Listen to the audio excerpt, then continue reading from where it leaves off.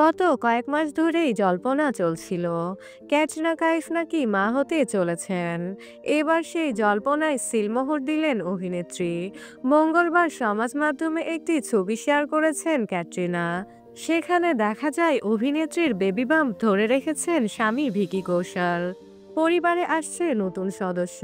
সমাজ মাধ্যমে সুখবর জানিয়ে ক্যাটরিনা লেখেন, আমাদের জীবনের সবথেকে সুন্দর অধ্যায় শুরু করতে চলেছি। এত ভালোবাসায় ও কৃতজ্ঞতায় আমাদের হৃদয় পরিপূর্ণ। অভিনেত্রীর ছবিতে শুভেচ্ছা বার্তার বন্যা। শোনা যাচ্ছে অক্টোবরেই ভূমিষ্ঠ হবে সন্তান। গত প্রায় 2 বছর ধরেই সিনেমা জগৎ থেকে দূরে ক্যাটরিনা। মাঝে মধ্যে বিভিন্ন অনুষ্ঠানে দেখা গিয়েছে তাকে।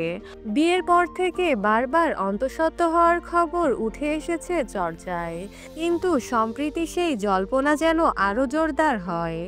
মুম্বাইয়ের একটি ফেরিতে ওঠার সময় তার পোশাক ও হাঁটাচলা দেখে অনুরাগীরা ধরেই নেন যে অভিনেত্রী মা হতে চলেছেন শীঘ্রই।